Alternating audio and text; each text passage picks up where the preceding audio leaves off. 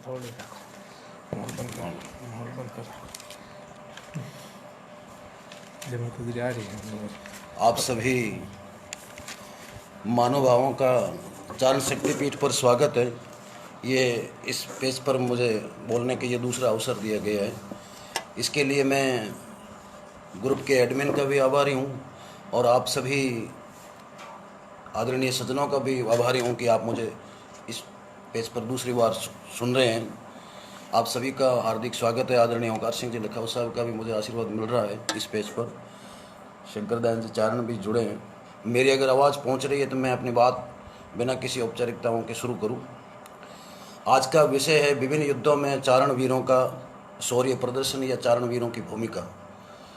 अमूमन हम राजस्थान के इतिहास में या राजस्थान के काव्य में या राजस्थानी वक्ताओं या अन्य प्रांतों के वक्ताओं द्वारा हम ये सुनते हैं। ये बात तो सभी कहते हैं कि चारण तलवार और कृपाण कलम दोनों के धनी थे, लेकिन जब रेफरेंस की बात आती है या उस संदर्भ की बात आती है तो हमें कुछ बातें सोचनी पड़ती है कि भी उनके रेफरेंस कहाँ कहाँ मिलते हैं, उन्होंने कहाँ कहाँ कौन कौन से युद्धों में भाग लिया। यानी चारण हमेशा क्षत्रिय वीरों का, उन वीरों का उत्प्रेरक रहा है जिन्होंने गोरक्षार्थ, मातृभूमि रक्षार्थ, स्त्री की रक्षार्थ आदि युद्धों में भाग लिया, देश की रक्षा के लिए भाग लिया। उन सब का चारण उत्प्रेरक रहा है और यही कारण है कि हम कहते भी आए हैं कि भी चारण कलम और कृपाण के धनी थे। वो दोनों हाथ में उनके, एक हाथ में तलवार और एक हाथ में कलम थी। कुछ लोग यूँ कहते हैं कि वो केवल युद्धों में क्षत्रिय वीरों को प्रेरणा ही दिया करते थे। प्रेरणा वो कोई यूँ केवल लड़ने के लिए ही उन्हें कहते थे, ऐसा नहीं है। जब हम विभिन्न युद्धों के इतिहास का अध्ययन करते तो हमारे सामने एक बात प्रत्यक्ष रूप से आती है कि राजस्थान के क्षेत्र में ऐसा एक भी मध्यकाल का या आज़ादी के पहले तक का जो क्षत्रिय वीरों के बीच में युद्ध हुए, ऐसा एक भी युद्ध नहीं रहा जिसमें आनुपातिक रूप से चारणों ने भाग नहीं लिया हो। संख्या बल, जितने संख्या बल में चारण थे उतने संख्या बल में अधिक रूप में उन्होंने भाग लिया, चाहे कहीं भी युद्ध हुआ हो। जो लोग वीर भोग्य वसुंधरा का अमर उद्घोष करते थे, या रसा कंवारी रावता वरे तिकोई बींद, या धरती मारी मेधणी डहाण नेजा ढल, कौन उतारे ठाकरा उबासियाँ कल का जो अमर उद्घोष करते थे, या तबलग सांस शरीर में तबलग ऊंची ताण का जो उद्घोष करते थे, वो केवल ये नहीं कहते थे कि भाई आप लड़ते रहो, हम देखते रहेंगे, मूक दर्शक के रूप में हम आपका युद्ध देख रहे हैं और आपको प्रेरणा दे रहे हैं, आप लड़ते रहे। ऐसा नहीं था। वो उनको प्रेरणा भी देते थे, दोहरी भूमिका में थे। वो प्रेरणा भी देते थे और उनके साथ युद्ध में भी भाग लेते थे।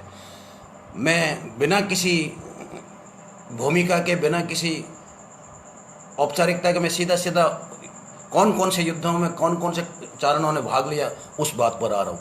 सबसे पहले युद्ध तो खूब लड़े गए, लेकिन मैं लुधरवा में जो युद्ध लड़ा गया, शहाबुद्दीन गोरी ने लुधरवा के शासक, तत्कालीन शासक थे भोजराज, तत्कालीन शासक भोजराज पर जब आक्रमण किया, उसने अपना सेनापति मजेज खां के नेतृत्व में, उस युद्ध में मातृभूमि के रक्षा जो भोजराज भाटी ने जो अदम्य साहस का प्रदर्शन किया और भड़ भाटी उत्तराद का जो उनका विरुद्ध था उसको सार्थक किया। बड़ भाटी उत्तरादरा जो उसकी माँ ने कहा, उस बात को उन्होंने सही प्रत्यक्ष रूप में करके दिखाया। और उन्होंने अपने चाचा को कहा भी था, वचन रखा विजय राजरो समहर बांधा सार, दाखे अनमी भोज दे जादम करे न जेज, तोड़ा धड़ तुरकाणरी मोड़ा खान मजेज, दाखे अनमी भोज दे जादम करे न जेज। उस अदम्य वीर, उस साहसी वीर भोजराज के नेतृत्व में जो युद्ध लड़ा गया, उसमें 17 रत्नों, उनके जो रत्नों थे पोल वाल्ट, उस 17 रत्नों ने उस युद्ध में वीर गति प्राप्त की। किसी कवि ने कहा है कि वडियो रावण भोज वड अंत सधार उछाव, सज मरिया कज सामरे रत्नु सतरे राव, बिड सज कटिया सज सामरे रत्नु सतरे राव।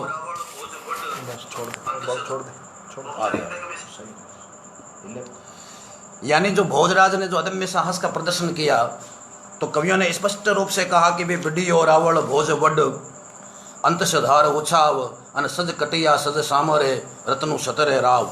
यानी उस युद्ध में जो भोजराज के नेतृत्व में लुधरवा की धरती पर माड़ की धरती पर युद्ध लड़ा गया उसमें 17 रत्नों भोजराज की तरफ से लड़ते हुए वीर गति को प्राप्त हुए।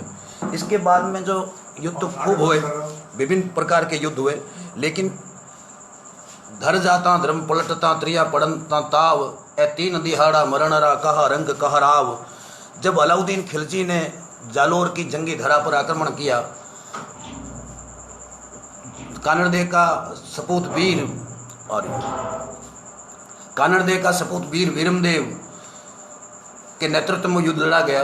उस युद्ध में हमारे समाज के गार्डन सहजपाल, उनके 2 भाई नरपाल और सोहर, उनके 2 पुत्र मान और कान, उनका एक नाई, यानी उनके परिवार से, उनके कुटुंब से 10 सदस्य उस युद्ध में वीर गति को प्राप्त हुए। ये हालांकि कानड़ प्रबंध में इस बात का अपरिहार्य कारणों से उल्लेख नहीं है, लेकिन तत्कालीन जो काव्य रचा गया, डिंगल का काव्य रचा गया, उसमें सहजपाल गार्डन के कविता मिलते हैं, उनमें स्पष्ट रूप से आया। और डॉक्टर शक्तिदान जी कविया की जो सोनगिर शाखा है उसमें भी वो छपे दिए गए हैं। उनके सहजपाल स्वयं, उनके भाई नरपाल, उनका भाई सोहर, उनके 2 भतीजे कान और मान, उनका एक नाई, उनका एक वजीर उस युद्ध में बीरमदेव की तरफ से, कानड़देव की तरफ से लड़ते हुए उस युद्ध में काम आए। वो युद्ध अलाउद्दीन खिलजी की आतताई नीति के कारण लड़ा गया।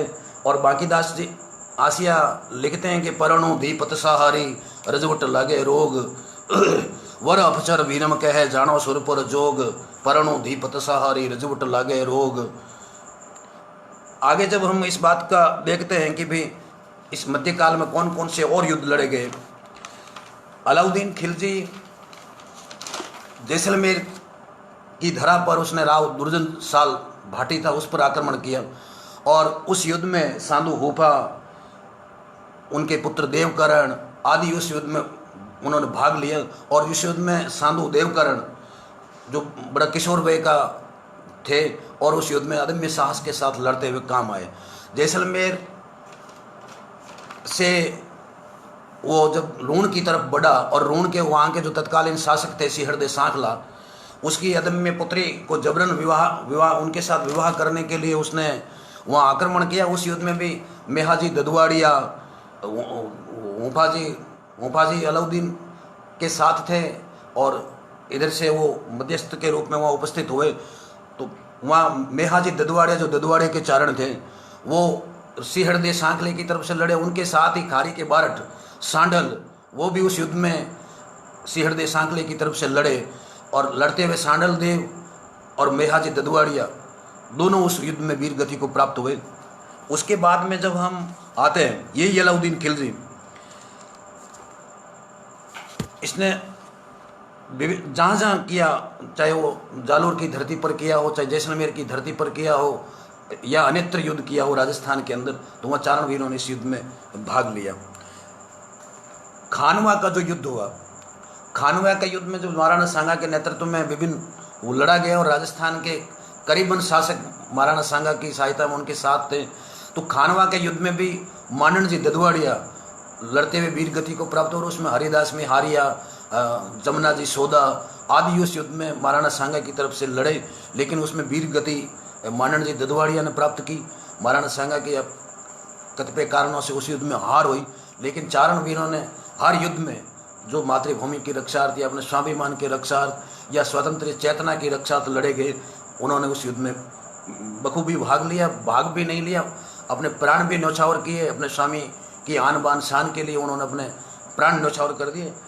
जब हम और आते हैं मारवाड़ की तरफ बढ़ते हैं, मारवाड़ के जो शासक बाद में बने रिडमल जी, वो अपनी बहन की सहायतार्थ या अपने भांजे की सहायतार्थ जब चित्तौड़ में गए और उन्होंने वहाँ के जो विद्रोही थे उनको सर किया और अपने भांजे की सत्ता को सुव्यवस्थित रूप से सुव्यवस्थित किया। फिर बाद में जब सिसोदियों को ऐसा वहम हुआ कि भाई रिडमल हमारे ऊपर शासन करना चाहता है, चित्तौड़ पर कब्जा करना चाहता है, तो उन्होंने रिडमल जी को सोते हुए मरा दिया। और सोते हुए भी जब उस पर आक्रमण किया गया तो उसको बांधा भी गया। बांधे हुए उस वीर ने 18 आदमियों को मार के फिर उसके बाद में उन्होंने वीर गति प्राप्त की। फिर महाराणा कुंभा ने ऐसी घोषणा करवा दी कि भी ये हमारा हमारी धरती के खिलाफ थे, हमारी धरती पर इन्होंने जबरन कब्जा करना चाहा, इसलिए हमने इनको मारा है, तो इनको कोई भी दाग नहीं देगा। वहाँ हमारे मारवाड़ के चारण थे, चानन जी खिड़िया, जब उन्हें पता चला कि इस तरीके से रिडमल जी की लाश अभी तक पड़ी है और मानवीयता के भी खिलाफ है, क्षत्रिय आचरण के भी खिलाफ है, लौकिक आचरण के भी खिलाफ है, तो उन्होंने कहा कि भी रिडमल हमारे स्वामी थे, हमारे शासक थे, तो मैं इनका दाह संस्कार करूंगा। महाराणा ने कहा कि भी आप इनका दाह संस्कार नहीं कर सकते, मेरी धरती में से लकड़ियां भी नहीं ले सकते, क्योंकि वहाँ उनकी 2 गांव थे, उनकी जागीरी भी थी, तो उन्होंने अपनी हवेली के किवाड़ उतार के रिडमल को दाग दिया। रिडमल जी के 24 लड़के थे और 25वां चानन जी को लड़का माना जाता है।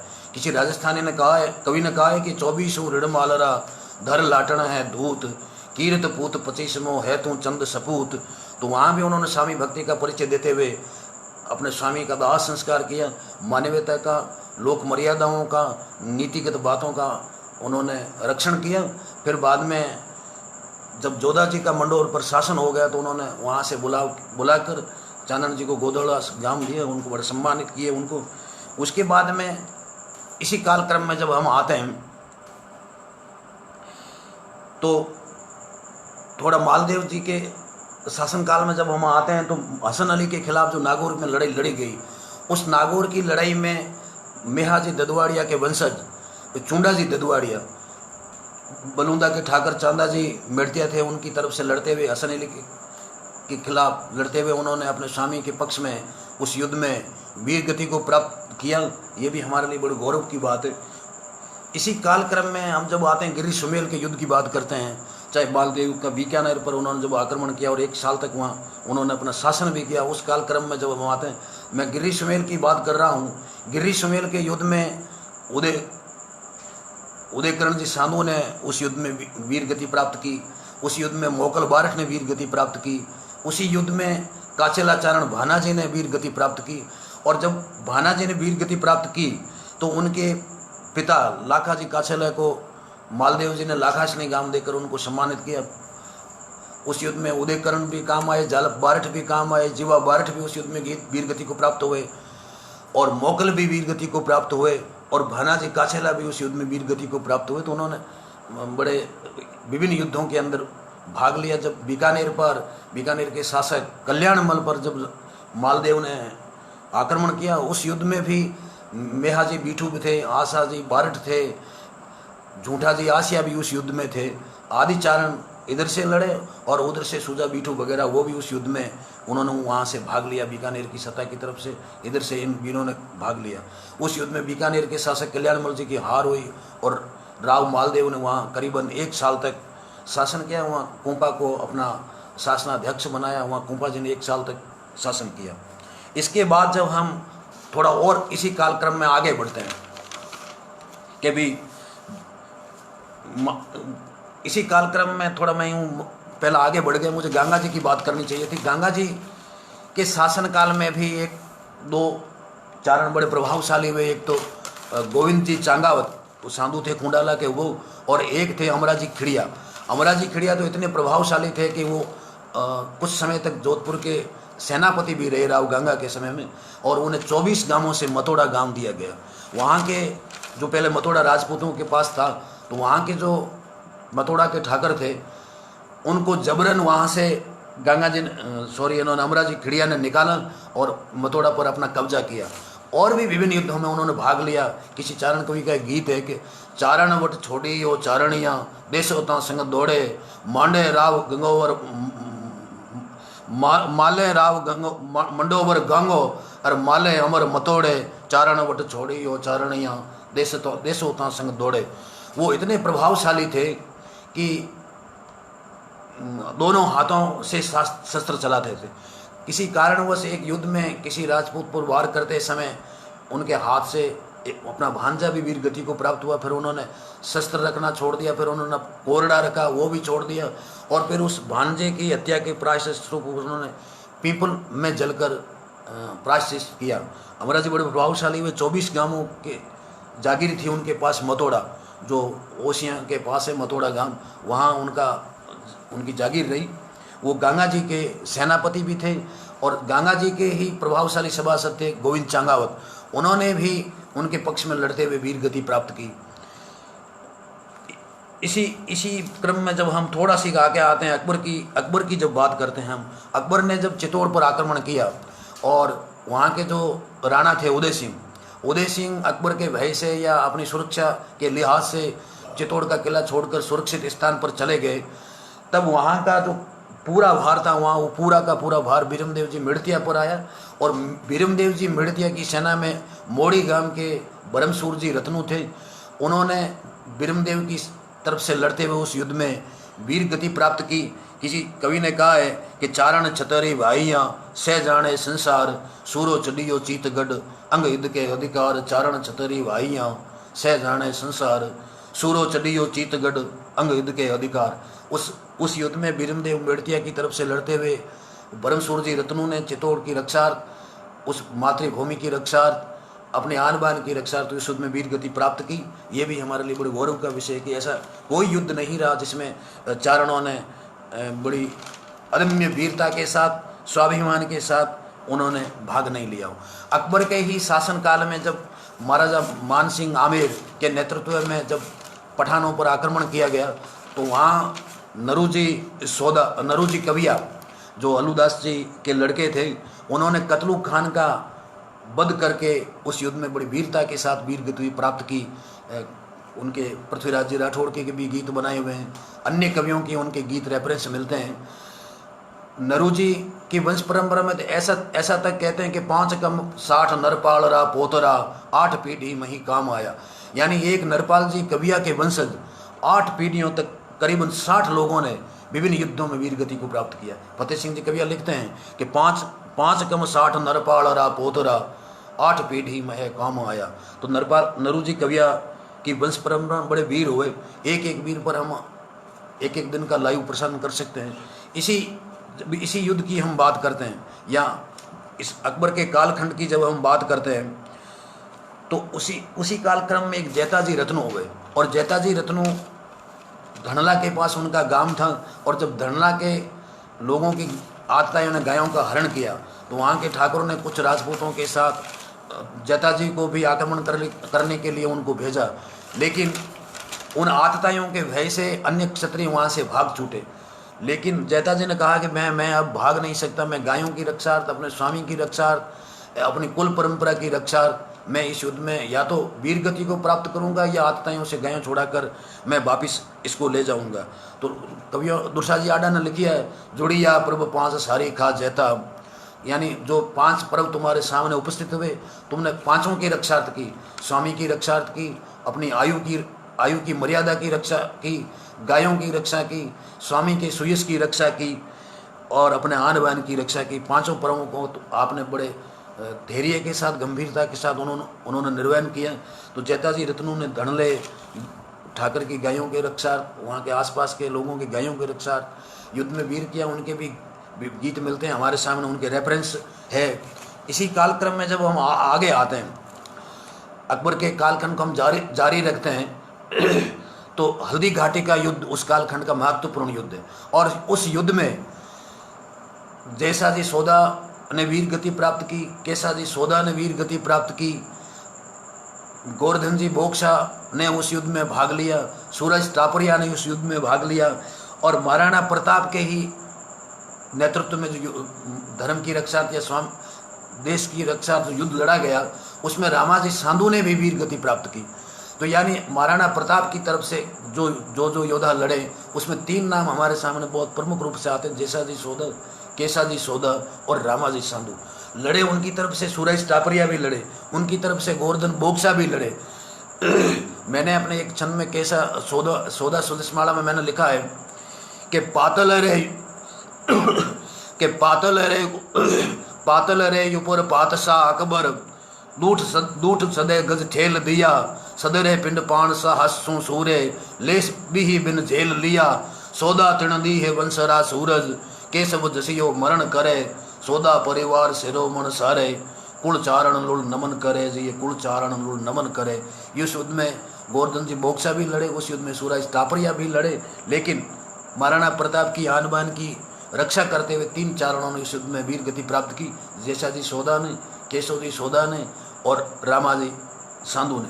रामाजी सांधु की वीर गति प्राप्त तो लिखते हैं, पृथ्वीराज जी राठौड़ लिखते हैं कि रामा धर्मा तणों ने बैठो धरणे, रामो बैठो रम भरत। यानी उन्होंने अपने समाज के हित को छोड़कर देश के हित को सर्वोपरि माना, धर्म के हित को सर्वोपरि माना, कुल परंपरा के हित को सर्वोपरि माना। तो समाज हित का जो क्षुद्र छवार थे उनको छोड़ के वो चित्तौड़ की रक्षा वहाँ गए और उन्होंने बड़ी वीरता के साथ युद्ध लड़ा। किसी कवि ने लिखा है कि रामो रण राचे अकबर तेज उफाणता, सूरो रण साचे सांधु सुर्ग सिधावियो। उस युद्ध में रामाजी सांधु ने भी वीर गति प्राप्त की। आज़ादी की जो अलग उस जमाने में जगह ही महाराणा श्रेय पूरा का पूरा महाराणा प्रताप को जाता है, महाराणा प्रताप को जाता है। लेकिन हमारे मारवाड़ के जो शासक थे चंद्रसेन जी, उन्होंने भी आज़ादी की लड़ाई शुरुआत की और अकबर के खिलाफ उन्होंने विद्रोह का झंडा बुलंद किया। जब वो उनसे मारवाड़ छूट गया, अकबर का प्रभाव बढ़ने लगा, तो उन्होंने कभी सिवाना में, कभी भादराजून के भाखरों में, कभी डूंगरपुर के भाखरों में जगह जगह उन्होंने शरण ली। तो उनके साथ खारी के बारट भल्लन जी, भल्लन सेवा भूप साथ रहियो सेवाणे, यानी वो 24 घंटे राव चंद्रसेन के साथ रहे और हर युद्ध में या हर सुख दुख में उनके साथ अपनी भूमिका निभाई, अपनी भागीदारी निभाई। तो भल्लन जी का नाम भी बड़ी प्रमुखता के साथ आता है। इसी काल क्रम में या इसी श्रृंखला में जब हम आगे बढ़ते जाते हैं तो मैं यूँ संक्षेप में आपको बता रहा हूँ, क्योंकि सुनने वालों की भी अपनी एक सीमा होती है, समय की एक सीमा होती है। जब थोड़ा और हम इस कालक्रम में आगे बढ़ते हैं तो उस जमाने में एक जसोजी रोहड़िया हुए। जसोजी रोहड़िया ने भी अपने स्वामी की रक्षा एक युद्ध में माना, जो राठौड़ थे माना भारमलोद, वो उनको मारकर अपने स्वामी की रक्षा की और स्वयं वीर गति को प्राप्त की। पृथ्वीराज जी राठौड़ ने जसाजी रोहड़िया पर गीत लिखा है कि उन्होंने किस तरीके से अपने स्वामी की रक्षा की, अपने स्वामी की मर्यादा की रक्षा की और स्वयं वीर गति को प्राप्त हो गए, लेकिन अपने स्वामी को आंच नहीं आने दी। इसी प्रभाव के कारण तो महाराजा मान सिंह जी ने कहा है कि स्वामी भक्त सत्य वक्तारु वचन सिद्ध, देवियाँ वह जाके द्वार दोहिता कलत्र। तो स्वामी भक्ति में इनका सर्वोपरि स्थान है। इसी आगे हम आते हैं जब शाहजादा खुर्रम की सेना के नेतृत्व में मारवाड़ की तरफ जब आक्रमण हुआ और निमोल में उनके जो अमीन थे, उस अमीन ने निमोल के ब्राह्मणों का अपहरण कर लिया और उनको अपने कब्जे में लेकर उनको प्रताड़ित किया। उस समय बलूंदा के ठाकर रामदास जी मेड़तिया के नेतृत्व में महाराजा गज सिंह जी ने जो एक टुकड़ी भेजी, उसमें माधोदास जी ददवाड़िया उसी प्रकार रामदास मेड़तिया के साथ थे जिस प्रकार राम के साथ हनुमान थे। उन्होंने वीर गति प्राप्त करके उन ब्राह्मणों की रक्षा की, मारवाड़ के मान की रक्षा की और अपने स्वामी बलुंदा के ठाकुर रामदास जी के सम्मान की रक्षा की, लेकिन स्वयं वीर गति को प्राप्त हो गए। जब हम आगे बढ़ते जाते हैं, एक ददवाड़िया परिवार ने यानी मानन जी ने वीर गति प्राप्त की, मेहाजल ने वीर गति प्राप्त की, माधोदास जी ने वीर गति प्राप्त की, सुंदरदास जी ददवाड़िया ने युद्धों में वीर गति प्राप्त की। हम आगे देखते जाते हैं और जब ये कालक्रम आगे बढ़ता जाता है तो एक नाम हमारे सामने प्रमुख रूप से आता है कान्हाजी आडा का। कान्हाजी आडा का जब हम प्रसंग सुनते हैं, वो नरुका था, करमचंद के पास रहते थे, नरुका के पास, और पृथ्वीराज आमेर का शासक था, उसका बेटा था सांगा। सांगा ने किसी कारणवश रुष्ट होके करमचंद को मरवा दिया। तब कान्हाजी आडा ने करमचंद के भाइयों से कहा कि भाई आपके भाई को सांगा ने मार दिया है, तो क्यों ना आप उनका बैर लेकर करमचंद की आत्मा को शांति प्रदान करें। तो उन्होंने कहा कि भाई बाजी साहब, आप भी तो वहाँ करमचंद के पास रहते हैं, आप वहाँ अमल भी खाते हैं, उनके दूध भी पीते हैं, आपकी वो बड़ी सेवा करते हैं, आपके प्रति उनका बड़ा आदर था, तो आप भी तो उनके भाई की समान हुए ना, तो क्यों नहीं आप उनका बैर ले लेते हैं। तो इस ताने पर वो आमेर पहुँचे और इस ताक में रहने लगे कि कब वो सांगा मुझे अकेला मिले और कब मैं अपने स्वामी के वैर का शोधन करूं। एक दिन जब वो दोनों दोया दो थे तो उन्होंने एक कटारी सांगे की तरफ फेंकी और उन्होंने कहा कि अब उठ, मैं मेरे स्वामी का वैर लेना चाहता हूं। उन्होंने बोकार के सांगा का संहार कर दिया और अपने स्वामी करमचंद नरुका का वैर लिया। तो जब हम रंग काव्य पढ़ते हैं तो उसमें दो दो आते हैं, बैर करमचंद बाड़ी बोलियो और सांगो भसड़ संगार, अमल लियंता अपने रंग काना रिजवार। तो वो रंग के दुए आते हैं, काना अडा ने थोड़ा पानी में गया। तो काना जी ने उसका बड़ा वैर शोधन किया और उस अपने स्वामी की जो हत्या का बदला लेकर उन्होंने सांगा को स्वर्ग पहुंचाया। वो बीकानेर रियासत में भालेरी गांव के रहने वाले थे, कान्हा जी आडा, और बड़े वीर आदमी थे। ये रेफरेंस दयालदास जी की ख्यात में भी है और अन्य किताबों में भी आता है। बाद में चारण चंद्रिका में उन पर मैंने भी 2 गीत प्रकाशित किए। तो ये भी स्वामी भक्ति का अतुल्य उदाहरण है कि उन्होंने, उनके भाइयों ने बैर नहीं लिया, नहीं ले सके, लेकिन कान्हा जी ने अपने स्वामी का बैर लेकर स्वामी भक्ति का जो परिचय दिया वो इतिहास के पन्नों में अमिट है, अंकित है। जब इसी तरीके से हम थोड़ा और आगे बढ़ते हैं तो वो एक हमारे सामने प्रमुख रूप से एक नाम आता है सूरजमल रोहड़िया का। सूरजमल रोहड़िया गुजरात में अपने स्वामी की सेना के साथ गए थे और वहाँ धांगधड़ा में जो मुगलों ने आक्रमण किया, उस धांगधड़ा की लड़ाई में सूरजमल जी रोहड़िया अपने स्वामी की तरफ से लड़ते हुए उस युद्ध में वीर गति को प्राप्त हुए। उन पर भी हमारे साहित्य में वीर गीत उपलब्ध है और भी ये श्रृंखला आगे चलती रहती है। उसी कालक्रम में एक हमारे सामने नाम आता है माहू जी किनिया का। माहू जी किनिया भी उस गुजरात की धरा पर राजस्थान के रहने वाले थे, जीवन जी किनिया के लड़के थे और वहाँ अपने स्वामी की तरफ से लड़ते हुए, स्वामी के कंवर की रक्षा करते हुए, उनके आगे सबसे पहले उन्होंने वीर गति प्राप्त की। जब कवियों ने लिखा कि कथा घरे न कहण गयो किनियो, यानी वो वीर गति को प्राप्त हो गया और वो उसने घर जाके अपने स्वामी के मरण का समाचार नहीं सुनाया। जब उसके मरने का समाचार उनके घर पहुंचा तो ये भी हमारे सामने एक उदाहरण आता है कि कथा घरे कहण ना गयो किनियो। ये और आगे ये इस तरीके से चलता रहता है।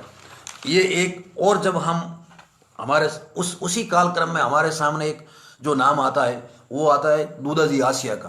दूधाजी आसिया जो सिरई के राव थे, राव सुल्तान, उनके प्रमुख सभासदों में थे और एक टुकड़ी के सेना नायक भी थे। और कुछ जगह तो यूं लिखा हुआ मिलता है कि वो उनकी सेना के सेनापति थे। जब उन पर आक्रमण किया गया चंद्रसेनोत और राय सिंह चंद्रसेनोत के नेतृत्व में, जब सेना भारी पड़ी और उस सेना के भय से जो चौहान थे वो उस युद्ध से विमुख हो गए, भाग गए, वो ठहर नहीं सके। तो उस दूधाजी आसिया बड़े तीरंदाज थे, बड़े वीर थे और उन्होंने फिर उस सेना का नेतृत्व संभाला। तो दुसाजी आडा ने लिखा कि गैरी देखे गज घटान सब भग्गा चौहान, उण पुल दूधे आसिए क्रह ग्रैया कब्बान। गैरी देखे गज घटान सब भग्गा चौहान, उण पुल दूधे आसिए क्रह ग्रैया कब्बान। आछो लड़ियो आसियो दूधो खेत दंतान, असचड ने गज भांजिया दीद फतेह सुरतान। आछो लड़ियो आसियो दूधो खेत दतान। उस युद्ध में दूधाजी बड़ी वीरता के साथ लड़े और सिरोही को विजय प्रदान की और अपने स्वामी और अपनी कुल परंपरा का परिचय दिया। तो दूधाजी का ये जो यशस्वी रूप है हमारे सामने इतिहास के माध्यम से हमारे सामने आता है। उन पर गीत भी मिलते हैं और चौहानों के जो इतिहास लिखे गए हैं उनमें ये रेफरेंस भी बड़ी प्रमाणिकता के साथ उल्लेखित हुआ है। तो दूधाजी आसिया भी उस जमाने में बड़े वीर थे। उनकी कलम में भी ताकत थी और उनकी तलवार में भी ताकत थी। उन्होंने अपनी कलम की ताकत से तो महाराजा राय सिंह ने जब राव सुल्तान को कैद कर लिया था तो उन्होंने अपनी कलम की ताकत से उनके प्रशंसा में गीत पढ़े और उनके प्रभाव से महाराजा राय सिंह जी ने सुल्तान को छोड़ा और अपने भाई पृथ्वीराज जी की लड़की की उनके साथ शादी की और अपने बाहुबल से उन्होंने सुल्तान को विजय दिलाई। तो ये हमारे सामने इतिहास के पन्नों में हमारे सामने बातें आती है। इसी कालक्रम में जब हम उसी लड़ाई की मैं बात करूं, उसी लड़ाई में दूधाजी सुल्तान की तरफ से लड़े और राय सिंह चंद्र सेनोत की तरफ से देवरिया के बारठ थे ईश्वरदास जी। ईश्वरदास जी के विषय में देवराज जी रत्नू जो तत्कालीन बहुत प्रख्यात डिंगल गीतकार है, वो लिखते हैं कि अयो ईशरिया बारठ आडा बोलना, नायक निशरिया तू बडियो तरवारियाँ। अयो ईशरिया बारठ आडा बोलना, नायक निशरिया तू बडियो तरवारियाँ। और अयो ईशरिया, वो कहते हैं कि अयो ईशरिया बारठ आडा बोलना, नायक निशरिया तू बडियो तलवारियाँ। अयो ईशरिया मरण तुहाड़ो मंडियो, अन पाछल तो पड़िया जोधा रिडमल जीववत। यानी पहले तुम वीर गति को प्राप्त हुए, तुम्हारे वीर गति को प्राप्त होने के बाद जो आपके स्वामी थे जोधा या रिडमल, जो वहाँ सिरोही की धरती पर सवाणों से लड़ने गए थे, तो उनकी रक्षा करते हुए पहले हे ईश्वरदास तुमने प्राण दिए। देवराजी रत्नू लिखते हैं कि ईश्वर सटे अनेक, कायर नर पहुंता कुशल, आडो रहियो एक, बारठ आडो बोलनो। ईश्वर सटे अनेक, कायर नर पहुंता कुशल।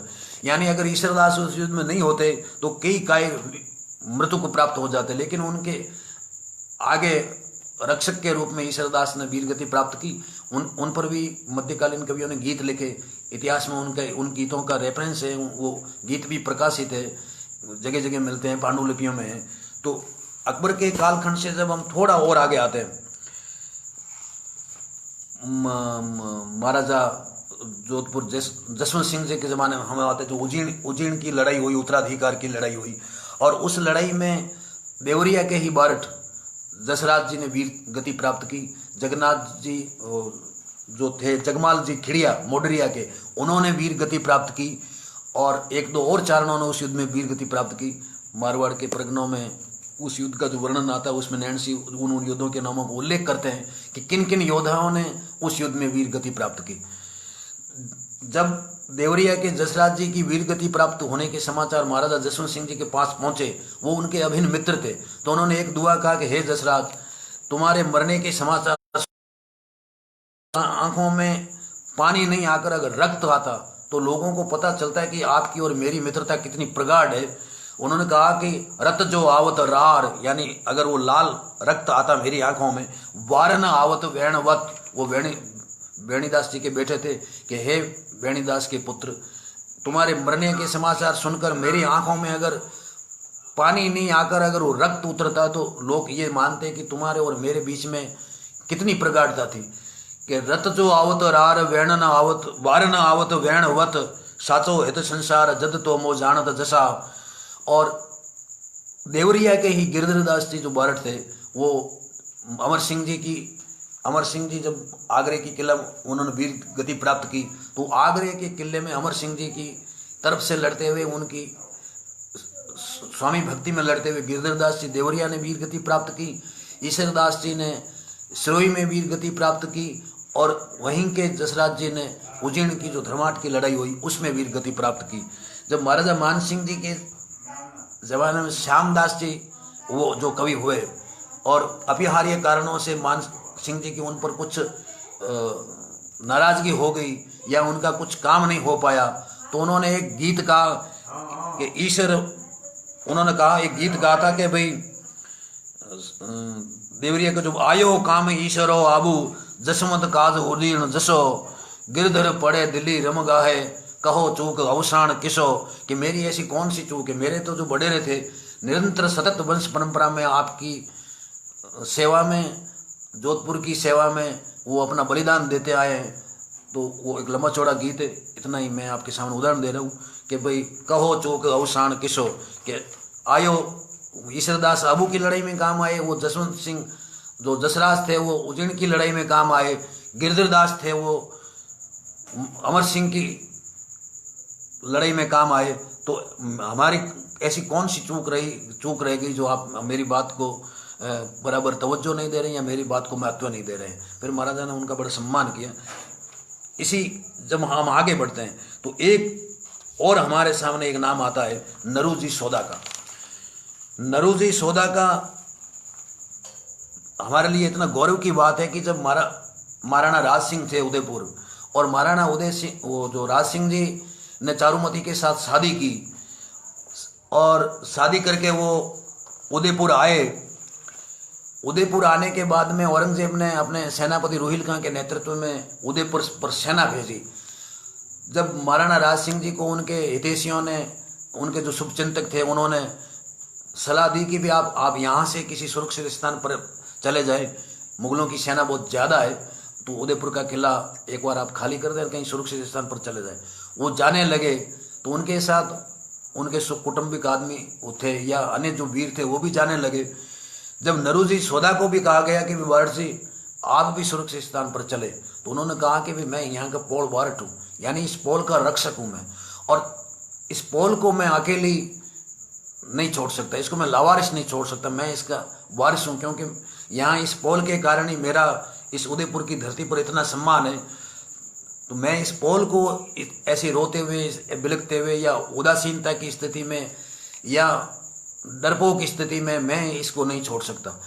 वो उस पोल के रक्षक रहे और उस पोल की रक्षा और जगदीश का जो मंदिर है, उसे दाने राव का मंदिर कहते हैं, उस दाने राव के मंदिर की रक्षा वो उस युद्ध में लड़े। जब उनका शीश कट गया तो उनकी धड़ जूझती रही। किसी कवि ने लिखा है कि उदियापुर बदियो अमरावत किलमा सो भारत कियो दत्त ले तो जन ही दरवाजे दरवाजे जन शीश दियो। वहीं वो नरूजी सौदा लड़ते हुए वीर गति को प्राप्त हुए। उनका वहाँ देवल भी बना हुआ है, उनके स्तंभ भी लगा हुआ है, उनका शिलालेख भी लगा हुआ है। तो ये भी हमारे लिए बड़ी गौरव की बात है। और जब हम कुछ नामों को छोड़कर कुछ प्रमुख नामों पर आते हैं, तो उसी औरंगजेब के थोड़ा आगे हमारे सामने एक नाम बड़ा आता है, या औरंगजेब के इसी कालक्रम की मैं बात करूं तो दो नाम हमारे सामने और उभर कर आते हैं। एक तो महेश दास आढ़ा का और एक महेश दास जी रत्नू का। महेश दास जी रत्नू का मैं इसलिए यहाँ उल्लेख कर रहा हूँ कि जब औरंगजेब ने काशी मंदिर पर आक्रमण किया तो वहाँ राठौड़ों की जो सेना थी, उस सेना में महेश दास जी भी थे। जब उन्हें ये पता चला कि भी औरंगजेब के कुछ मुसलमान, उनके जो सिपाही काशी मंदिर को तोड़ने के लिए जा रहे हैं, तो उन्होंने उस सेना का साथ छोड़कर वो शिव मंदिर की महेश दास आढ़ा और महेश रत्नू उस शिव मंदिर की रक्षा वहाँ जाकर खड़े हो गए। मुगलों के साथ वो लड़े और दोनों चारण उस शिव मंदिर की रक्षा, काशी विश्वनाथ के मंदिर की रक्षा लड़कर वीर गति को प्राप्त हुए। एक कवि ने कहा है कि भाई, एक कवि ने गीत कहा है कि ईश्वर वचन सांभळे अतनु कर मतनु दृढ़ समझ कटे तोड़े खड़ा जवन मद रतनु रत्नु शिव मुख दाद रटे।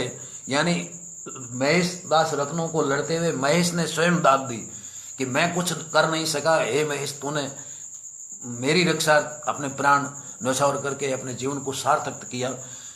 रत्नु शिव मुख दाद रटे, यानी उसको धन्य दिया। उसके बाद भी हम थोड़ा सा छोड़ के कुछ प्रमुख नामों पर आते हैं, तो हमारे सामने दो तीन नाम प्रमुखता से आते हैं। एक तो दलपत बारठ का आता है, एक रघुनाथ बारठ का आता है, गिरधर दास जी मथानिया का आता है।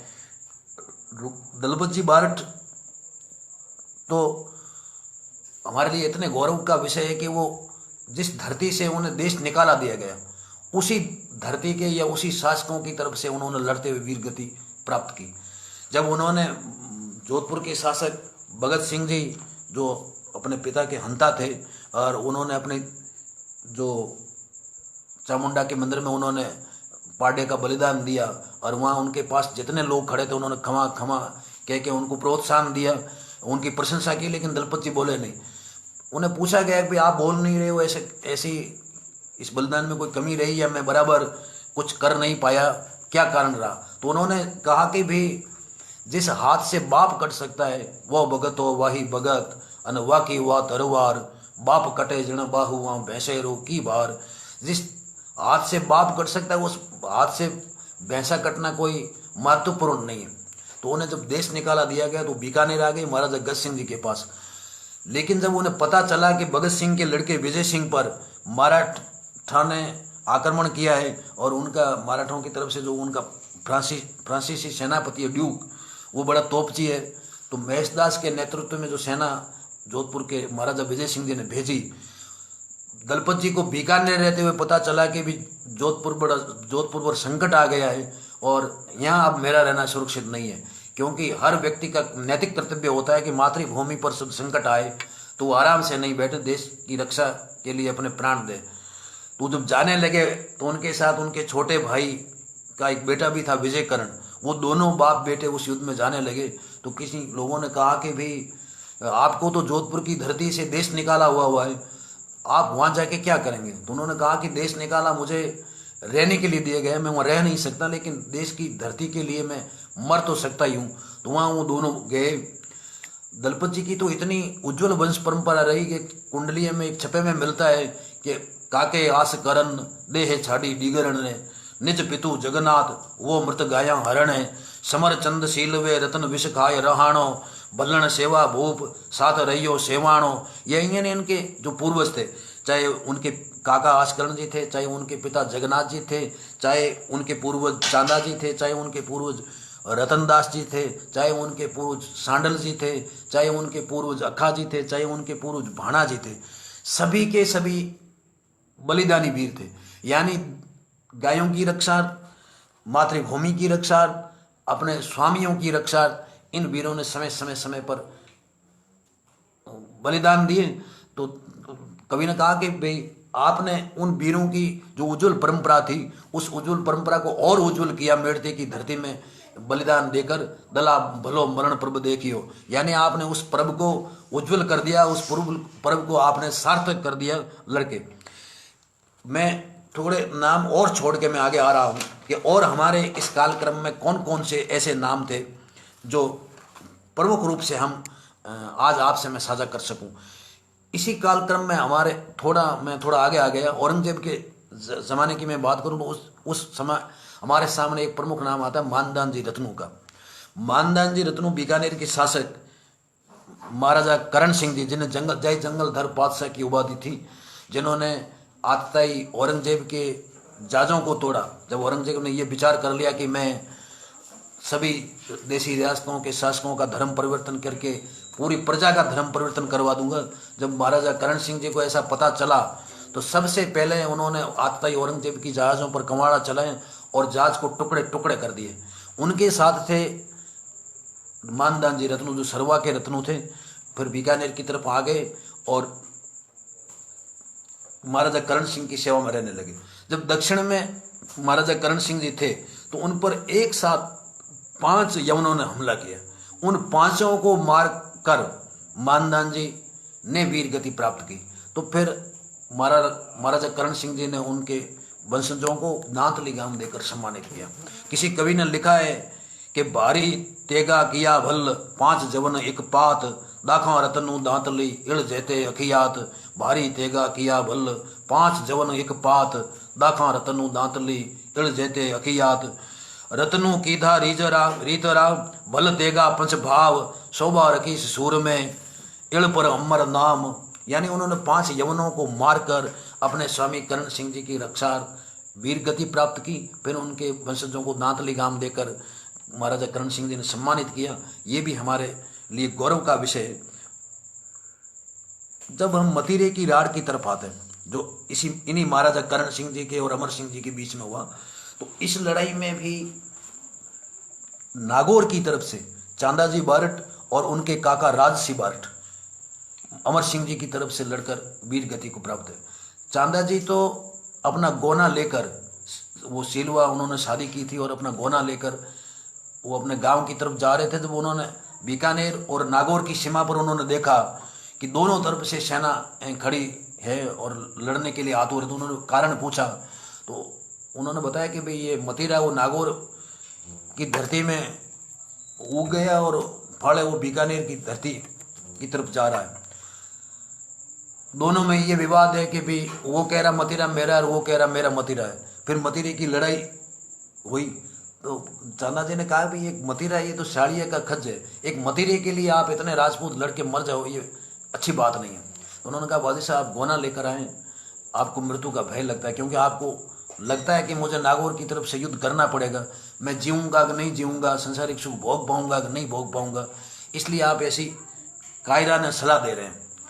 तो वो तो बड़े स्वाभिमानी थे। उन्होंने कहा कि भाई अब तो मैं आपको ये सलाह दे रहा था, लेकिन अब मैं इस युद्ध में मरूंगा, अब इस युद्ध में मैं अपने प्राण दे दूंगा। और उन्होंने चांदाजी बारट ने और राजसी बारट ने दोनों ने उस युद्ध में वीर गति प्राप्त की। तो किन्हीं कवि ने कहा है कि दाढ़ी दाढ़ाले चांदे चेहरा ही नहीं, यानी उनकी दाढ़ी भी उन्होंने चेहरा ही नहीं थी, बड़े किशोर हुए थे। दाढ़ी दाढ़ाले चांदे चेहरा ही नहीं, बाढ़ी बाढ़ाले दुजड़े मांडा दे दवत, दाढ़ी दाढ़ाले चांदे चेहरा ही नहीं, आ तो बाढ़ी बाढ़ाले दुजड़े मांडे दे दवत। ये मतलब एक किशोर वे गोना करके गए, यानी आदमी भटक सकता है। घाटी चढ़े हिलो कियो न हिले पाड़ी हल, लाज कहे मर जीवड़ान वह कहे घर हल, यानी वह यानी उम्र तो कह रही है कि घर की तरफ चलो, लेकिन लज्जा कह रही है कि मृत्यु को प्राप्त हो। तो घाटी चढ़े हिले कियो न हिले पाड़ी हल, लाज कहे मर जीवड़ान वह कहे घर हल। जिनको लाज प्यारी थी वो अपने स्वामी की रक्षा, अपने देश की रक्षा, या अन्य जब आगत संकट थे या आपत संकट जो आए उन सब की निवारण अपने प्राण अर्पित कर दिए। मैं थोड़ा यूं आगे आ गया था, मैं बात मेड़ता की लड़ाई की कर रहा था, या मेड़ता की लड़ाई से पहले अहमदाबाद की जो लड़ाई हुई उसमें भी कई चारणों ने भाग लिया। उसमें रघुनाथ जी बारठ ने भाग लिया, मुकुंदास जी ददवाड़िया ने भाग लिया, कई लोगों ने उसमें भाग लिया। मुकुंदास जी ने लिया, रघुनाथ जी ने भी लिया। लड़े जस राज तणो रघुनाथ, कवि कर्णिदान जी लिखते हैं उस युद्ध में कि लड़े जस राज तणो रघुनाथ। यही रघुनाथ जी जब मेड़ता की लड़ाई हुई, जो अभी मैं बात कर रहा था कि भी मेड़ता में लड़ाई हुई और दलपत जी बारठ के, दलपत जी बारठ इंदोकली के थे और रघुनाथ जी बारठ मोर टऊका के थे। मोर टऊका के रघुनाथ जी उस युद्ध में लड़े और उनका शीश कट गया। शीश कटने के बाद वो वीर धड़ उनकी जूझती रही, धड़ पड़ी और तो मेड़ते में उनका जो शीश कटा वो धड़ लड़ता रहा।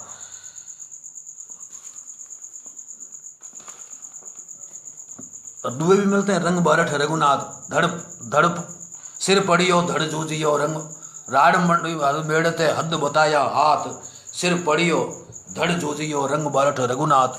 उनका जो धड़ लड़ता रहा। इसी कालक्रम में एक सुंदरदास जी बीठू का नाम हमारे सामने आता है। सुंदरदास जी बीठू भी अमर सिंह जी के विश्वास पात्र थे, उनके वीर सैनिक भी थे और उनकी रक्षा में वो नियुक्त थे। जब रात को अमर सिंह जी नागौर तंबू में आराम कर रहे थे तो एक घाती ने उन पर घात करके हमला करना चाहा कि भाई मैं इनको मार दूंगा, लेकिन वो अमर सिंह जी बड़े मुस्तैद थे। तो आय चोर अमरेश्वरी, एक दुआ है कि आय चोर अमरेश्वरी फाड़ी तंबू कनात, सिर तोड़ियो समशेर सु हद सुंदर रा हाथ। आय चोर अमरेश्वरी न फाड़ी तंबू कनात, सिर तोड़ियो समशेर सु हद सुंदर रा हाथ। और उस एवज में अमर सिंह जी ने सुंदरदास जी को झोरड़ा गांव देकर सम्मानित किया, उनका बड़ा सम्मान किया। सुंदरदास जी की भी बहुत कविताएं मिलती है। आगे हम और बढ़ते हैं, तरतर इस तरफ आते हैं तो तेजसी खिड़िया भी हमारे सामने एक नाम आता है, लेकिन जो प्रमुख नाम आता है हमारे सामने वो इंद्रभान जी बारठ का था। इंद्रभान जी बारठ भी मोर टऊका के थे और जसराज जी के बेटे थे और रघुनाथ जी बारठ के बड़े भाई थे। जब महाराजा अभय सिंह जी की मृत्यु होने लगी तो उनको ऐसी आशंका हुई कि उनका जो पुत्र है राम सिंह वो ज़्यादा योग्य नहीं है और उनसे जो उनका भाई है भगत सिंह वो शासन खोस लेगा, छीन लेगा। तो उन्होंने रिया ठाकर, आशोक ठाकर या जो पड़ियाल के ठाकुर थे उन सब ठाकुरों को और इंद्रभान जी बारठ आदि को बुलाया और उनको शपथ दिलाई कि मेरे पुत्र की गलतियां को आप नज़रअंदाज करेंगे और उनकी अयोग्यता को भी नज़रअंदाज करेंगे और मेरी बात का ध्यान रखते हुए उसकी रक्षा करेंगे। तो सभी वीरों ने उनको वचन दिया। लेकिन जब राम सिंह से सत्ता छीन ली गई और उन पर आक्रमण हुआ भगत सिंह जी के नेतृत्व में, भगत सिंह जी के साथ भी उन लड़ने वालों में कर्णिदान जी बहुत प्रमुख नाम थे, वो भी बारठ थे। और राम सिंह जी की तरफ से लड़ने वालों में प्रमुख नाम थे, वो उनका नाम था इंद्रभान।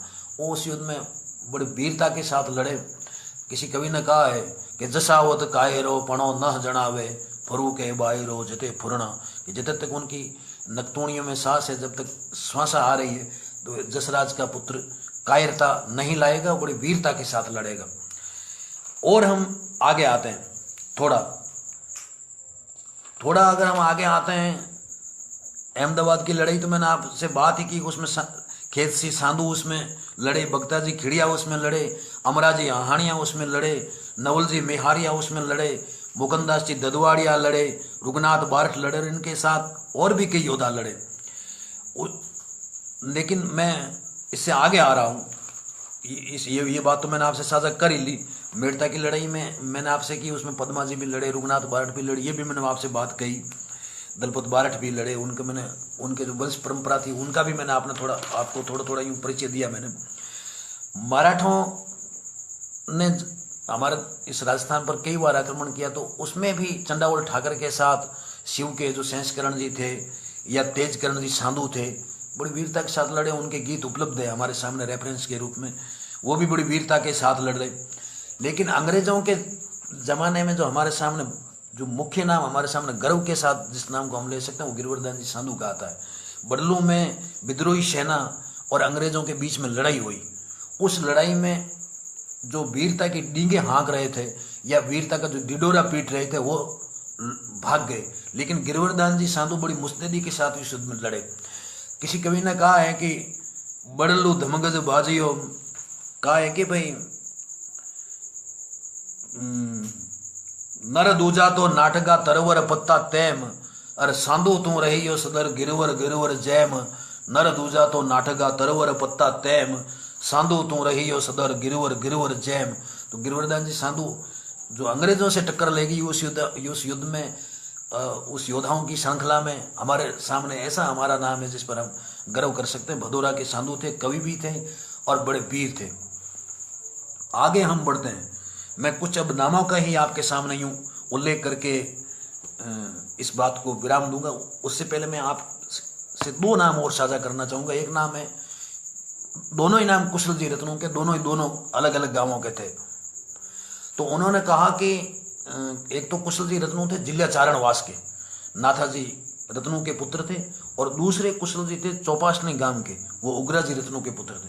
मैं पहले कुशल जी रत्नों जिला चारणवास की बात आपसे साझा कर रहा हूँ कि वो घोड़ों के व्यापारी थे और घोड़े बेचते हुए जब वापिस आए तो सांझ के समय में कुड़की के किले में वो रुके। कुड़की के किले में रुके, वहाँ उन्होंने भोजन किया और फिर उनको आराम के लिए कह दिया गया। इधर जोधपुर के तत्कालीन जो शासक थे उन्होंने कुड़की के किले को घेर लिया। जब वहाँ के ठाकुर और ठाकुर के हितैषियों को ऐसा पता चला कि कुड़की का किला घेर लिया गया है, तो उन्होंने कुशल जी रत्नों जब आक्रमण होगा और हम बच पाएंगे कि नहीं बच पाएंगे, किले की रक्षा कर पाएंगे कि नहीं कर पाएंगे, हम किसी निर्दोष को हमारे लिए संकट में नहीं डाल सकते। तो कुशल जी ने कहा कि भाई मेरा तो नियम है, जहाँ मैं भोजन कर लेता हूँ, मैं जहाँ नमक खा लेता हूँ, जिसका मैं नमक खाता हूँ उसको मैं संकट में अकेला नहीं छोड़ता, उसके लिए मैं लड़ता हूँ, ये मेरा नियम है। तो अब जो संकट आ गया है तो मैं आपको छोड़ नहीं सकता। तो उन्होंने कहा आप आराम से जा सकते हैं। तो मैं कहाँ जा सकता हूँ? लोग ये कहेंगे कि जब कुड़की के किले पर हमला किया उससे पहले 12 दिन थोड़ा पहले तो वहाँ भोजन किया, जैसे ही आक्रमण हुआ तो पिछली गली से 12 से वहाँ से भाग गए। तो मैं ऐसा कायर थोड़ा हूँ ये मैं मेरे पर कलंक लगाऊँ। तो ठाकुर ने भी मान ली। उस युद्ध में कुशल जी बड़ी वीरता के साथ लड़े। उनका सिर गढ़ में पड़ा, वो गुड़ में पूजा जाता है, आज भी उस गढ़ में वो सिर पूजा जाता है। और उनकी धड़ जूझते हुए कुड़की की तलाई की पाड़ के पास पड़ी, तो वहाँ भी एक चौकिया बना हुआ है, उन पर गीत भी मिलता है। एक दुआ मैं आपसे साझा कर रहा हूँ, किसी कवि का है कि काम कियो कुड़की किले न जीत लियो हद जंग, अमलना वेला आपने रत्नु कुशला रंग। काम कियो कुड़की किले जीत लियो हद जंग, अमल्ला वेला आपने रत्नु कुशला रंग। यानी उनका सिर कुड़की के किले में पूजा जाता है, उनकी जो धड़ जहाँ गिरी वो चौंतरा कुड़की की पाड़ के पास है। तो कुशल जी रत्नु प्रथम। दूसरे कुशल जी रत्नु हुए महाराजा मान सिंह जी के जमाने में। वैसे दोनों करीब करीब समकालीन थे। जब बिहारी दास खींची के प्रसंग को लेकर महाराजा मान सिंह जी बिहारी दास खींची पर रुष्ट हुए, वो मरने की आशंका से, भय की आशंका से इधर उधर शरणागत भागा कि कोई मुझे शरण दे दे, मैं कहीं सुरक्षित बच जाऊं। लेकिन किसी ने महाराजा मान सिंह जी के भय से शरण नहीं दी। फिर वो भागता भागता खेजड़ला और साथीन के ठाकर शक्तिदान जी के वहाँ पहुँचा और उन्होंने कहा कि मुझे शरण दीजिए और कोई मुझे शरण देता नहीं है। तो शक्तिदान जी बड़े वीर थे, महाराजा मान सिंह जी के विश्वास पात्रों में भी थे, लेकिन उन्होंने शरण दे दी। जब महाराजा को पता चला कि शक्तिदान जी ने शरण दे दी है, तो उन्होंने चौपासनी के कुशल जी रत्नू, जो उग्रा जी रत्नू के लड़के थे, उनको भेजा। आप रत्नू हैं और वो भाटी है, तो आपके सनातनी संबंध है, उनको जाकर समझा दो कि बिहारी दास खींची जो महाराजा मान सिंह जी का भगोड़ा है, उनका अपराधी है और अपराधी को सजा नहीं दे। अगर आप अपराधी को सजा दोगे तो आपको भी सजा का भागी बनना पड़ेगा, मैं बिल्कुल युद्ध करूंगा। तो कुशल जी वहां पहुंचे और उन्होंने कहा कि भाई दरबार से टक्कर न लें, दरबार से आप न बढ़े, उनके सीधे सीधे विरोधी न बने, हमारे हित में नहीं होगा, इससे अच्छा है कि आप इसको निकाल दो।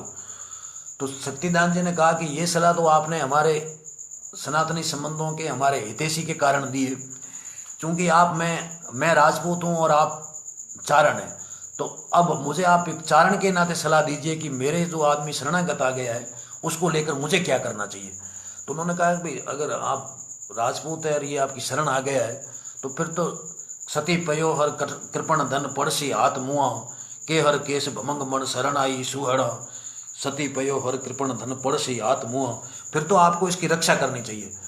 आप राजपूत हैं तो ये आपके शरणागत हो गया, तो शरणागत की रक्षा करना आपका परम कर्तव्य है। तो शक्तिदान जी ने कहा कि अब आप जाके दरबार से कह दें कि शक्तिदान उसकी रक्षा करेगा, वो उसको निकालेगा नहीं। तो कुशल जी ने कहा कि भाई उन्होंने मुझे आपका मानकर आपके पास भेजा है, तो अब आप पर संकट आ गया और आपने अपने कर्तव्य पालन के हेतु आप उद्यत हो रहे हैं, तो ऐसे में मैं वहाँ भाग के कैसे कह सकता हूँ कि वो युद्ध करेंगे, अब तो मैं ही आपके साथ युद्ध करूँगा। तो जिनसुका के नेतृत्व में महाराजा मान सिंह जी ने साथियों पर टुकड़ी भेजी और जो तोप का गोला छूटा उसमें सबसे प्रथम कुशल जी रत्नू का एक पैर कटा। फिर लड़े, फिर उनके बीच समझौता भी हो गया।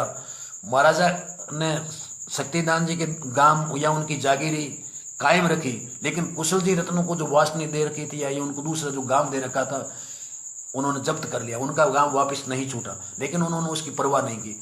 कुशल जी रत्नू की वीरता में बुज्जी आसिया का भी गीत मिलता है, बक्सी राम जी रत्नू का भी गीत मिलते हैं, और भी एक दो कवि के गीत मिलते हैं, तो बड़े वीर हुए। मैं थोड़ा सी इसी श्रृंखला में आगे बढ़ रहा हूँ। अब आपके सामने थोड़ा नामोल्लेख करूँगा क्योंकि समय की सीमा भी है। आदरणीय लखावत साहब भी मुझे आशीर्वाद दे रहे हैं, सुन रहे हैं, मार्गदर्शन उनका मिल रहा है। मैं थोड़ा सी कुछ नाम मैं आपसे साझा कर रहा हूँ कि उस कालक्रम में कौन कौन से हमारे जो वीर हुए।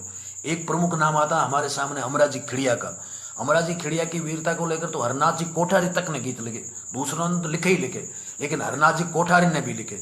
ईश्वरदास जी खिड़िया का नाम आता है, वो भी बड़ी वीरता के साथ ठाकुर के साथ लड़े।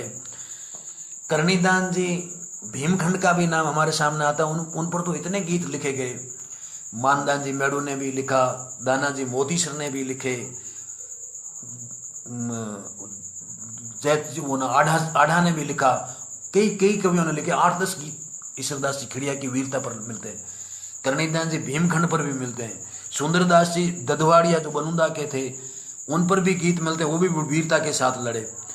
और करनीदान जी खिड़िया जो एकलगढ़ के थे और एकलगढ़ पर लुटेरों ने जो आक्रमण किया वो गांव की गायों का और वहाँ के वो जो हरण करके ले गए, तो वो बड़ी वीरता के साथ लड़े। भवानी सिंह जी खिड़िया ने उन पर गीत लिखा, वो गीत भी हमें मिलते हैं। इस बात को मैं आगे लेते तो मैं आपके थोड़ा सी मैं और 5-10 आपसे नाम साझा कर रहा हूँ। मालाजी सांधो ने भी युद्ध में वीर गति प्राप्त की। जब किला रायमलोत पर सिवाने में उदय सिंह ने आक्रमण किया, उस वक्त शंकरदास जी जो जुड़िया के लाड़स थे, कल्ला जी के नेतृत्व में युद्ध लड़ा। कल्ला जी की ओर से लड़ते हुए उन्होंने वीर गति प्राप्त की। बारठ जालप ने वीर गति प्राप्त की, जीवाजी बारठ ने वीर गति प्राप्त की, चोलाजी बारठ ने युद्ध में वीर गति प्राप्त की, सांधु सूरजमल नाथावत ने युद्ध में वीर गति प्राप्त की, और चारण ईश्वर ने युद्ध में वीर गति प्राप्त की, साधु जोगीदास ने वीर गति में की, बीठू गोविंद माधावत भी वीर लड़ते हुए वीर गति को प्राप्त हुए। खिड़िया जादूराम का मैं नाम एक और आपसे थोड़ी विस्तार से साझा कर रहा हूँ। जब आमेर के राजा सवाई जयसिंह जी ने अभय सिंह जी पर आक्रमण किया, यहाँ युद्ध हुआ नहीं, और वो तोपें वापस भरी हुई जब गूलर के पास से, बकरी के पास से निकल रही थी, तो आमेरों ने उनको ताना दिया कि भाई राठौड़, हमारी तोपें खाली नहीं करा सके, ये तोपें वापस जा रही है। तो जो बकरी के जो ठाकुर थे उन्होंने जादू राम जी से सलाह ली कि बढ़ अब कैसे किया जाए, ये तो मारवाड़ के पर मैणी है, ये उलाना हमारे ऊपर रहेगा, इन तोपों को कैसे खाली किया जाए। तो उन्होंने कहा कि भाई आप मेड़तियाँ मरना जानते हैं, मुड़ना नहीं जानते, तो आप उनका जो हाथी है उनको ले आओ घेर के। वो हाथी बकरी ठाकर में लाए, बकरी के गढ़ में ले आए गए, फिर वो युद्ध लड़ा। और उस युद्ध में जादू राम जी खिड़िया, जो कृपा राम जी के भाई थे, जगराम जी खिड़िया के पुत्र थे, उस युद्ध में उन्होंने सबसे पहले वीर गति प्राप्त की और बकरी के गढ़ के आगे उनका शीश पड़ा, और शीश पड़ने के बाद उनकी धड़ जूझती रही। खिड़िए बाही खाग जुद वेला जगराम वत, झुक झुक नाके जाल अधपतिया अकबक हुए, वो उनकी धड़ जूझती रही। फिर जब युद्ध समाप्त हुआ तो उनका चौंतरा वहाँ के जो बकरी के तत्कालीन ठाकुर उन्होंने स्थापित करवाया, और आज भी वो जूझार के रूप में बकरी में पूजे जाते हैं। ऐसे और भी हमारे सामने नाम है जो आते हैं, लेकिन जो इधर मैं बढ़ रहा हूँ तो सबसे जो प्रमुख नाम में महाराजा मानसिंह जी ने जो उल्लेखित किए हैं, जो जालोर का घेरा हुआ, और उस घेरे में बड़े बड़े जो वहाँ महाराजा मानसिंह जी के सौजाती जो हितैषी थे वो उस युद्ध में भाग छूटे। और महाराजा मानसिंह जी ने स्वयं कहा है कि ठोड़ ठोड़ त्रिंबक ठह ठैया बड़ भैया पग रोप भव, बाली लाज तजे कह भैया अन सतर जद रैया सकव। यानी ये जो लाज प्रिय है, उस लाज को छोड़ के जो बड़े बड़े लोग थे, जब त्रिमाले घुरी युद्ध के नगारे बजे तो वो यहाँ से पड़ छूटे।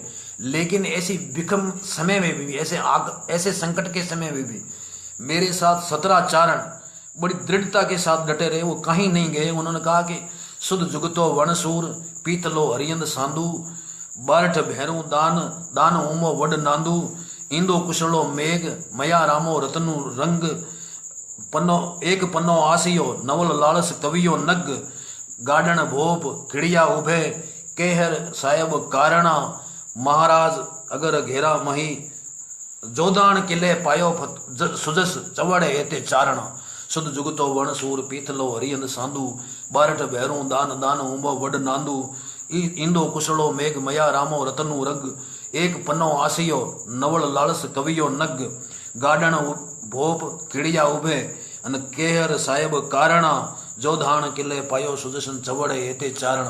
यानी ये 17 चारण उस वक्त महाराजा मानसिंह के पास रहे जब वो बड़े संकट में थे। उनके पास न तो शारीरिक बल था न मानसिक बल था, उनका आत्मबल भी डिगमगाया हुआ था। लेकिन उनके आत्मबल को दृढ़ रखने के लिए, उनके स्वाभिमान को दृढ़ रखने के लिए 17 चारणों ने जो त्याग किया, उनके कंधे से कंधा मिलाकर उनके साथ रहे। फिर जब महाराजा मानसिंह सुव्यवस्थित रूप से जोधपुर पर स्थापित हो गए तो उन्होंने उन 17 ही चारणों को बुलाकर सम्मान के साथ उनका सम्मान बढ़ाया।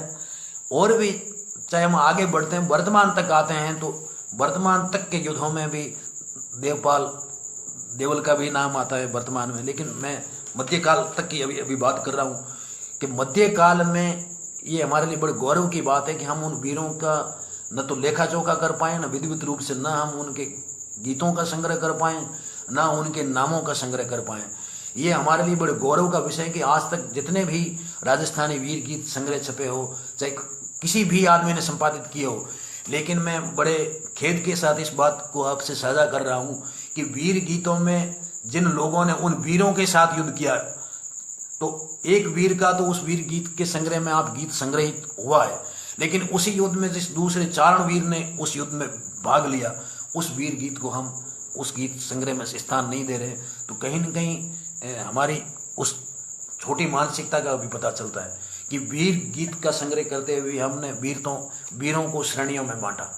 ये हमारा बिना किसी पूर्वाग्रह के हमारा वर्तमान में ये नैतिक कर्तव्य बनता है कि उन चारण वीरों का हम एक संकलन तैयार करें, एक पुस्तक तैयार करें, जिन्होंने मान लो 11वीं 12वीं शताब्दी से लेकर वर्तमान 21वीं शताब्दी तक मातृभूमि की रक्षा, विभिन्न युद्धों या तत्कालीन जो परिस्थितियों में युद्ध लड़े गए, चाहे वो स्वामी की रक्षा लड़े गए, चाहे स्त्री की रक्षा लड़े गए, चाहे गौ रक्षा लड़े गए। बाबूजी की लड़ाई में भी 12 चारण उसमें अलग पड़े और पड़े चारण 15 चारण पड़े और 12 मिशन भी उस युद्ध में लड़े।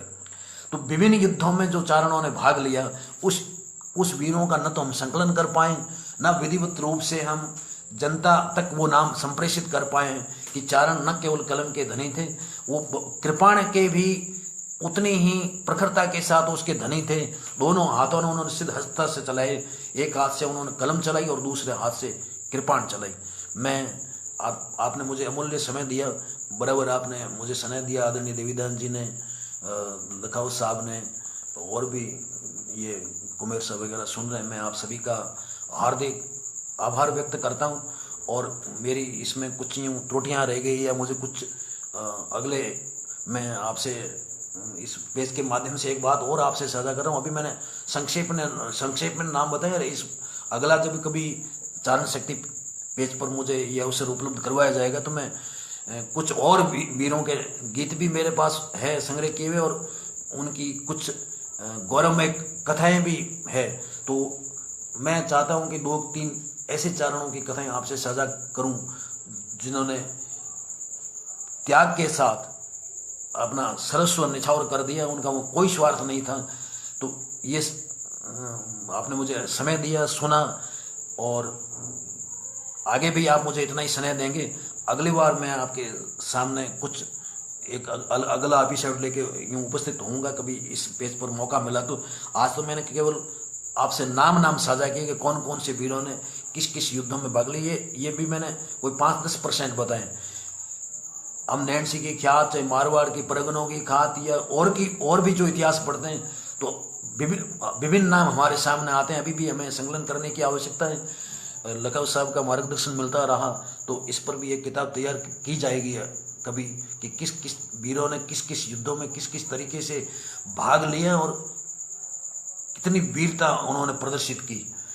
आपका बहुत बहुत आभार, बहुत बहुत धन्यवाद कि आपने मुझे समय भी दिया, आपने सुना, मेरा सम्मान बढ़ाया। एक बार पुनः मैं आपका आभार व्यक्त करता हूँ। जय माता जी, सबका हार्दिक आभार।